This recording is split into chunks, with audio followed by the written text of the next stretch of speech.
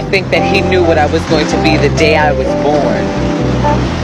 I think he had this all planned out to find out how I would take this and how I would carry it. You know what I'm saying?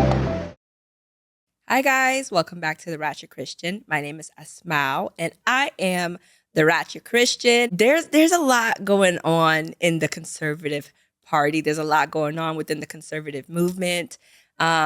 Last month I had last month it's still December, but technically you probably might be seeing this in January.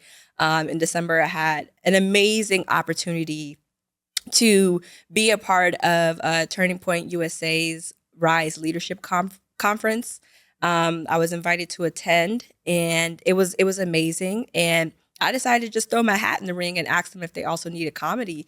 And turns out that they did. And so I was able to not just attend the Rise Leadership Conference, but to perform comedy there. And it was an absolute amazing experience. You know, the opportunity came out of nowhere. And it was a blessing. You know, I told my husband, like, hey, honey, I have an opportunity to go perform with or for Turning Point USA. And we were excited. He was a little concerned because it's like Turning Point is in the center of one of the most radioactive things that's going on right now in culture, in society, you know, with the loss of Charlie Kirk, that, you know, whether you liked him or didn't like him, it was a devastating loss. You know, what happened to him was horrific. To watch somebody lose their life like that is never acceptable, and it's something that should never be celebrated. And I wasn't like a person who watched Charlie Kirk much. You know, I'm a Candace Owens fan. I'm a Tucker Carlson fan. So it's not that I didn't agree or like his stuff. I just never got into it. And so it was after his death that I feel like I got to learn about him more and just see what a strong Christian he really was. I feel like those weren't the clips of Charlie that went as viral. It was only after he passed away that you got to see just how much of a man of faith he was. When I got the invite, I discussed it with my husband because, you know, a lot of people have a lot of strong feelings about Turning Point, right? And so for him, he was like, well, I'm worried about your safety. You know, what are people going to think in a way? And like I said in my last episode, like I care about what people think, but it's never the determining factor for me. Like that's never going to be the reason why I make a decision because, oh, this person might think that or feel that way. I'll consider it because I'm not a sociopath, but it's not what's going to be the deciding factor. And so, yeah, a lot of people are heated at them right now, but I'm going to go where it is that I'm invited, and I prayed and I feel like I had permission from God to go. And I'm really glad that I went, you know. So half of the trip was for Rise Leadership Conference, and then the other half was for Amfest, America Fest. And it was an experience, man. It was like being inside of Fox. Like if Fox had an amusement park, like the news station, like if I can't even put it into words, but it was an incredible experience, you know, to be around other conservatives. Like I live in LA where it's like I'm one of two conservatives, I guess, you know what I mean? Or at least one of two outspoken conservatives out here. So I'm not amongst the majority opinion in LA, but to go to Phoenix, Arizona, and to be around other conservatives, to be around other people who love talking about politics, it was really refreshing to just be around like-minded people. And so I have a clip that I sent you, Solomon, of like one of the nights. This was like when you go into like the main event where most of the speakers were speaking, and they start with, you know, saying the Pledge of Allegiance. Let's see if we can pull that up. And the twilight's lasting, whose broad stripes and bright stars through the perilous fire. America, hell yeah, America. Okay. It was insane to just be in that room with thousands of other people, like saying the Pledge of Allegiance. You can't help but to feel patriotic, you know, and just being in the room with other Christians, you know, just being able to openly talk about Jesus and hearing Jesus's name.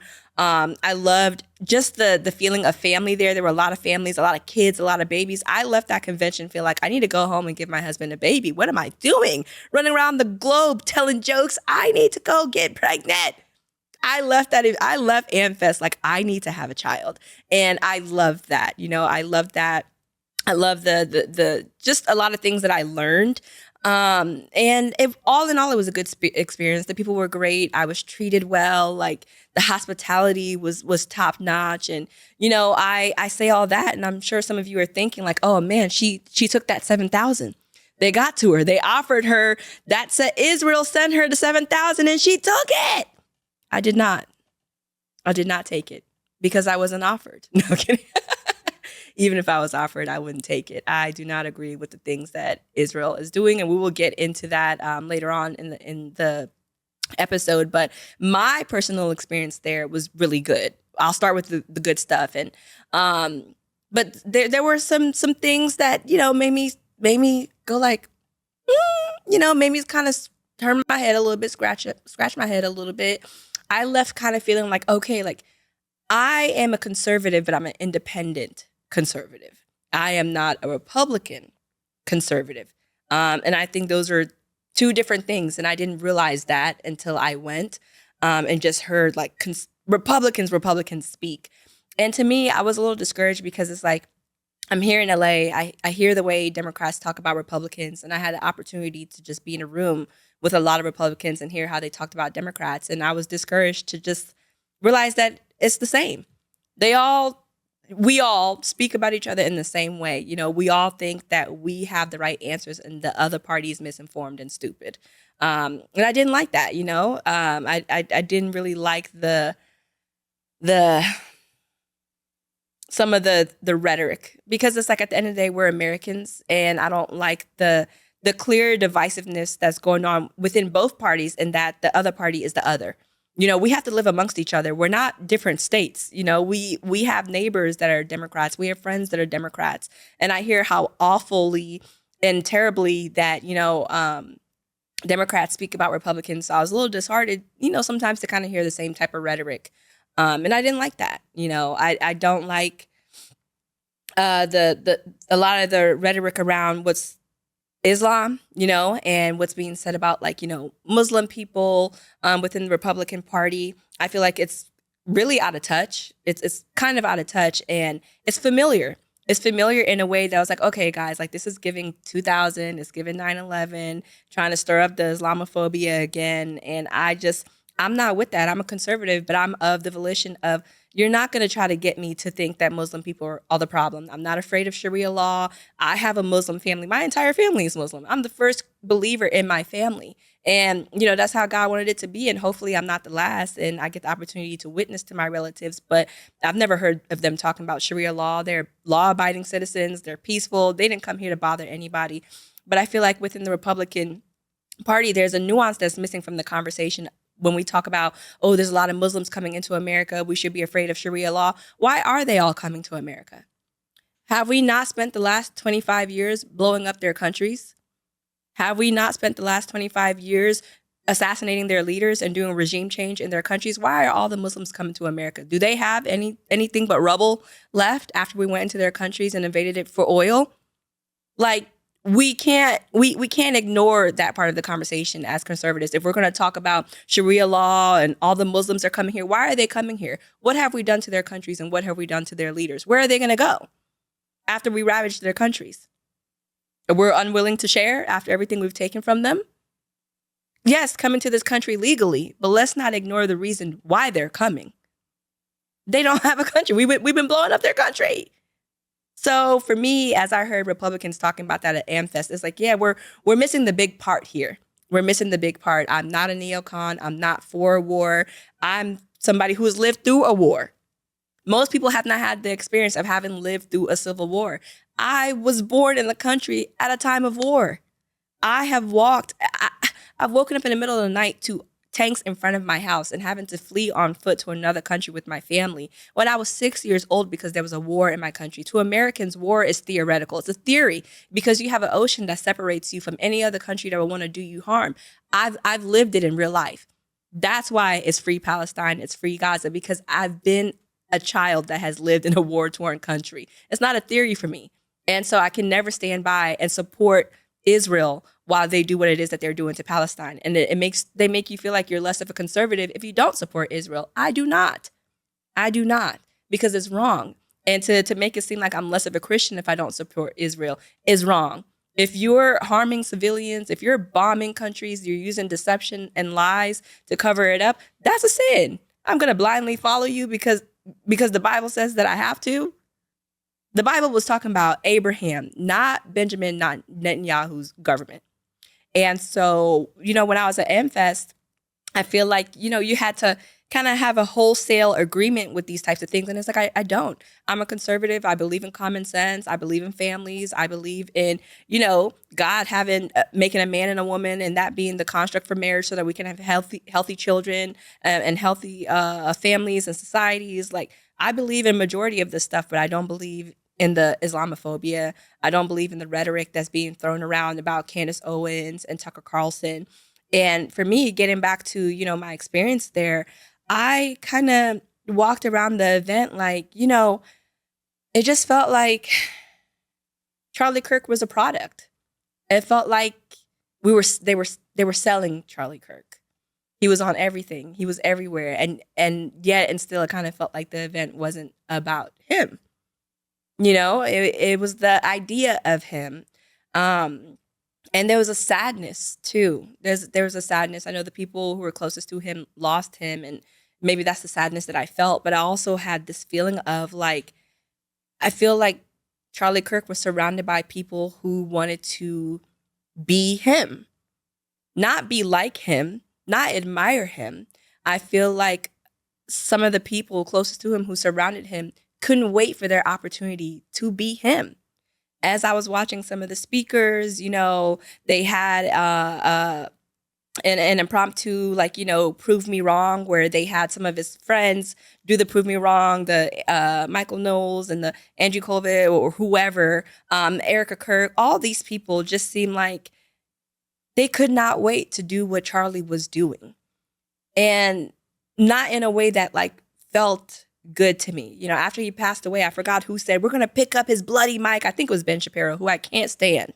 I cannot stand Ben Shapiro. I feel like he's a very dishonest man. Nothing that he says ever rings as true to me. I think he's scary. And I think he's somebody that needs the Lord. He's surrounded by all these Christians. Are y'all witnessing to Ben Shapiro? Because if there's anybody that needs Jesus, it's him. It is him. He needs the Lord bad. And instead of him trying to convince us to be at Passover, we need to be trying to invite him to church. And so, just the changing of the narrative about who Charlie Kirk was, trying to seem like he was this good Jewish man. Charlie Kirk was a Christian. Okay? He was a Christian man. So just the usurping of the narrative around him, I feel like is very odd. I feel like some, not all, of the men that surrounded him, like, wanted to be just like him. And as I watched him speak, they're just so self-assured, so smug. And it's like, and even I'll go as far as to say, Erica too. Charlie Kirk was a giant politically, was a giant spiritually. They're trying to fill giant shoes. And it didn't give. It did not give. There's only one Charlie Kirk, and that's okay. I don't think Charlie Kirk's passing means that God says, now you're the next Charlie Kirk. Go finish what it was that he was doing. I think God wants us to pick up our mantle and do the things that he's called us to do. If we want to honor Charlie Kirk as conservatives, let's do the things that God has called us to do. He didn't call us to be Charlie Kirk 2.0 or to try to fill his shoes, because you can't.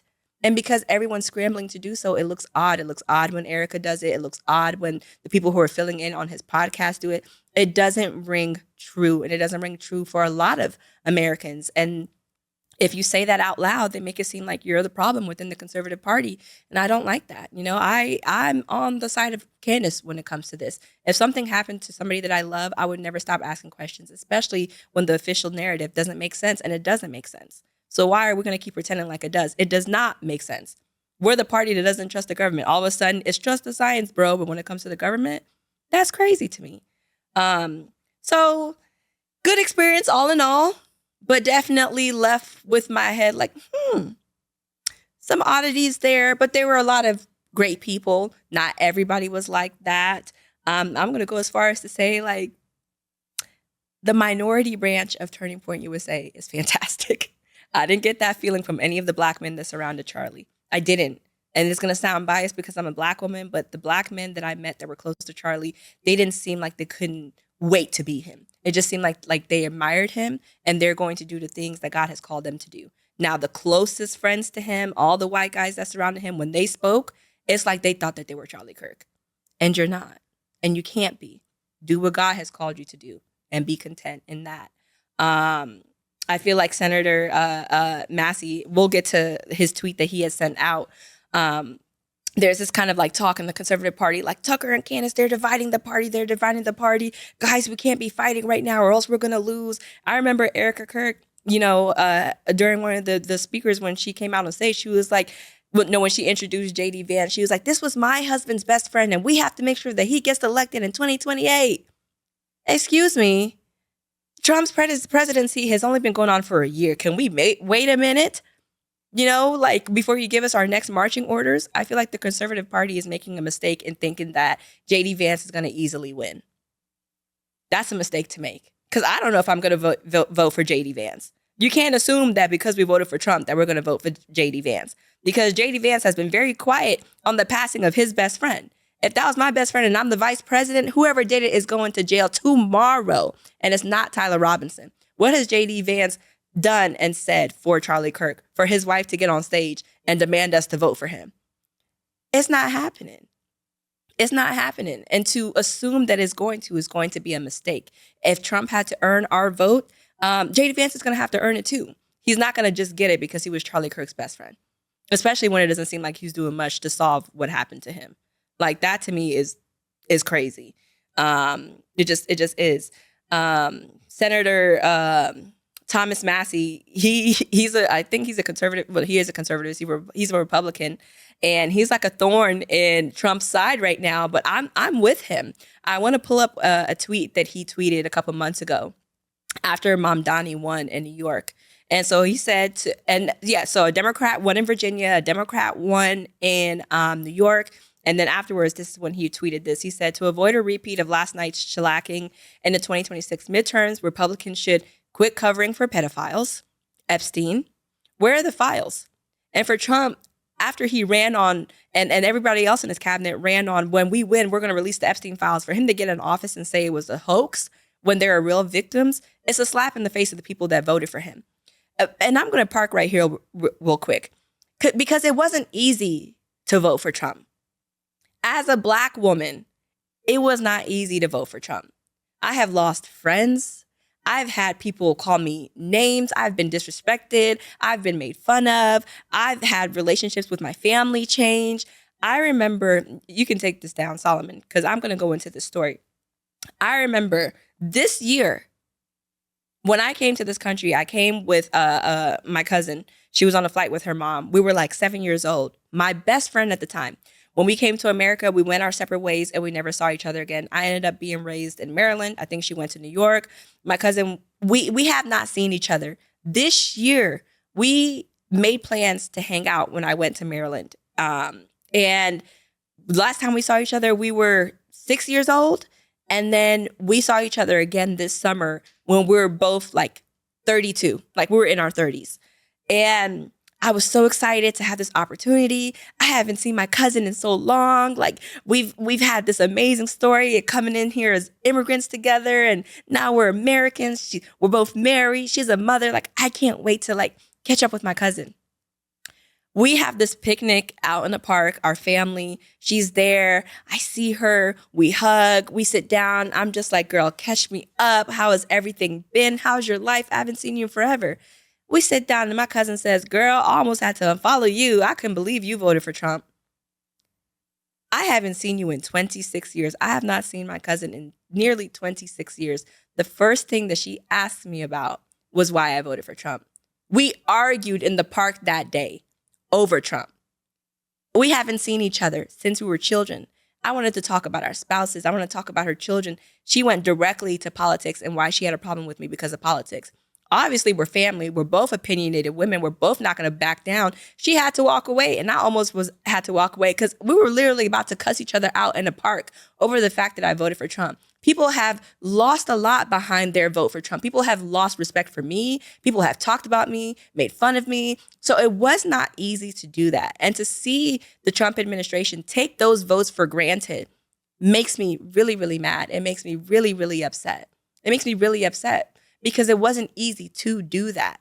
And so to get in office and to basically give the presidency away to Bibi Netanyahu is a slap in the face to the people who voted for him, especially for the minorities that voted for him. And so we can get back to the tweet that Thomas Massey was saying. So if Republicans want to win again in 2028, they need to stop covering for pedophiles. Release the Epstein files, bro. And maybe it's not a hoax. Let's start there. It's not a hoax. This happened, and this is what you all ran on. You said you were going to release them, so release them. Put America before Israel. That's the elephant in the room. It's America first. If we're going to make America great again, we can't make Americans second-class citizens to Israelis. We just can't. And the fact that it's scary to say that, and the fact that that's going to be censored, and maybe this video is not going to do well because the censorship is very heavy right now when it comes to talking about a foreign government, and that one in particular, there's no getting around that. And then, put farmers before corporations, quit funding wars abroad. Trump said he was going to stop the forever wars. When Trump got into office, we were in Ukraine, and then we were in Gaza. We're still there. And now they're trying to take us to Venezuela. Why? For another regime change? The regime change that have never worked in the history of regime change wars? So not only has he not stopped the wars that he promised he would stop, he's trying to get us into another. What are we doing? What are we doing? And then reduce spending to control inflation and quit attacking independent voices. Heavy on the quit attacking independent voices. Attacking Tucker, attacking Candace's, all of the most MAGA people from the very beginning, all of a sudden now they're quacks. They shouldn't be listened to because they're taking a step back and being like, wait a minute, like, why are we bombing innocent children in Gaza? Why are we not releasing the Epstein files? Why is it, what Israel wants before what Americans want? Candace Owens tweeted this, I think, yesterday, and she said it really, really well. So Solomon, if you could pull up the tweet for me. And so while the Conservative Party is trying to discard Candace Owens, that's not happening for me. I love her. I love her. What can I do? I like the lady. She was outspoken before it became easy. And so she tweeted, no matter how hard the GOP tries to make radical Islam happen, the base doesn't care about it. And that's facts. You're not going to make me think that Muslims are the problem. We tried that 20 years ago. Clearly, we have a bigger problem than them, right? And so it says, we are way more concerned about Israel. You can deny reality and scream about Tucker, but the party can no longer be governed by those who refuse to acknowledge the Zionist elephant in the room. Facts. There's no getting around this. There's no stirring up the conservatives and stirring up the base and making us think that Muslims are the problem when Israel is so clearly destabilizing our country. And that doesn't mean all Jews. That doesn't mean that anybody should be harmed. That doesn't mean we're going to lump everybody up and assume that they're bad. No, we're talking about a foreign government. And we're allowed to criticize a foreign government, especially when they're interfering in our government so unscrupulously and so obviously. And so when can we have a real conversation about that? And maybe we're not allowed to. And I could see, how some Israeli feels in that, if America doesn't like what you're doing in your country, you're getting a regime change war. That's just happening. We're going to get rid of your leaders. But clearly, our government is in agreement with what Israel is doing. Clearly, because we've never made any aggressive moves towards them. We've never tried to overthrow their government, because if we don't like what you're doing in your country, we have a history of going in and changing it. We don't mess with them. We don't bother them, because clearly they're doing our bidding in the Middle East. And that needs to be talked about too, where we're not taking ownership of the part that our country is playing in what Israel is doing. Clearly, we're in agreement with it on some level, because we love to say that America and Israel are close friends and allies. There is a bigger picture that none of us know and understand. And maybe we never can. But an effort should be made. If it's like, look, guys, this is why we support Israel. This is why we stand 10 toes down behind them. Make it make sense for people. But the refusing of doing that and to not acknowledge it and make it seem like, oh, people are making stuff up, it just doesn't work anymore. It doesn't work anymore, and people can see through it so clearly. And as a party, blaming Candace Owens and Tucker Carlson for the division is misguided, and it's delusional. because there's a bigger person. There's bigger things dividing the conservative party other than Candace Owens and Tucker Carlson. And it's the need to put Americans first. Americans are such an abused group of people. You know, our tax dollars go everywhere to do the most nefarious things. Meanwhile, our schools are crumbling, our roads are crumbling, people are hungry, housing isn't affordable. Like before, we used to go to countries and ravish them and then, you know, take the spoils back home. And America was this paradise. We've done that everywhere now. There's no other place to ravish. So it seemed like the powers that be have turned on us. And now they're cannibalizing us as Americans. And to me, it's something that can't be ignored. And when I'm talking like this, I feel afraid. Why? I have a small podcast in the middle of nowhere on the internet, and I'm scared to say the things that I'm saying. Where does that fear come from? Why do I have it? Is it fair for me to have it? Is it a legitimate fear? I think so. And to bring it back to, you know, Charlie Kirk, to not, you know, maybe investigate the international aspects of the case and to ignore it and to make it seem like people who are bringing that up are crazy. It's just given what they were doing during COVID. Trust the science, bro. You're stupid if you're asking questions. You're dumb. You're messing up society. You're being dangerous. You're gonna harm people. If asking questions is dangerous, we're in a very bad place. We're in a very, very bad place. But I'm hopeful that things can get better and will get better if we get honest as a party. The conservatives, we have to keep being honest with ourselves. And for those of us who voted Republican for the first time, it's because we were tired of the lies from the left. So we're definitely not going to tolerate lies on the right, you know, like, and why would we? And to make it seem like you're less of a conservative if you feel this way, I think it's kind of silly, because as a conservative, we are independent thinkers. We are the people who question the government, like, and that's not going to change just because Erica Kirk tells us to, and to go and vote for J.D. Vance. That don't make no sense to me. And I'm always going to vote for whoever's making the most sense. So if the Democrats start talking some sense one of these days, they might can earn my vote. I'm not married to any party. I'm married to the truth. And when you stop telling the truth, I'm going to stop listening to you. And that's how simple it is. If you're telling the truth, I'm going to listen to you and you can earn my vote. If you stop telling the truth, I'm going to stop listening to you and you're going to lose my vote. It's just that simple for me. And so we have another 3 years to go.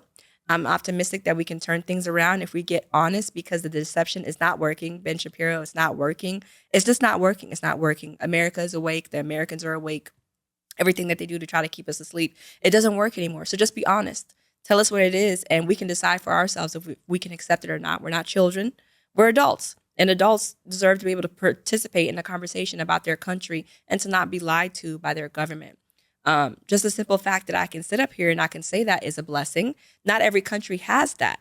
And so to start to encroach on freedom of speech and to start to pass speech laws, we're getting into dangerous waters. And I just hope we don't go further down that road. We have 3 more years in this term. I don't regret voting for Trump. I'm going to give it a full 3 years. And at the end of those four years, if I regret it, I will say it. But he needs to put America first. And he has 3 years to do that. And I hope that he does. And I hope that we have a real conversation about what happened to Charlie Kirk and what's happening in our country and who's the root cause of it, truly. So that's my opinion on things. That is my very hot, piping hot take. That's how I feel. That's genuinely how I feel. And money can't sway my opinion one way or another. My opinion is not for sale. If there's anything that I value more than anything is my freedom of choice, my freedom of thought. And so I want to hear from you guys. If you disagree with me, I'm okay with that. You know what I mean? I want to hear how you think, you know, leave me a comment, send me a DM. Don't be crazy because I will ignore you. But it's all about dialogue. And I think Charlie Kirk says, like, when we stop asking questions, it was something about asking questions and why that's important. And so I want to have an open dialogue about it. If you feel I'm misguided, you have more information to give me, I'm always open to learn and to change my mind. But as of right now, this is how I feel. We're not canceling Candace. We're not canceling Tucker. They're saying exactly how most of us feel. So there's that. Thank you for watching. I hope that you like, comment, and subscribe. If you're listening to this on Spotify and on Apple Podcasts, I want to say thank you so much for taking the time to listen in. And I'll see you next week, guys. Thank you. Wanna see everybody throw it up. If you ain't folks, can't go with us. After school program, just don't do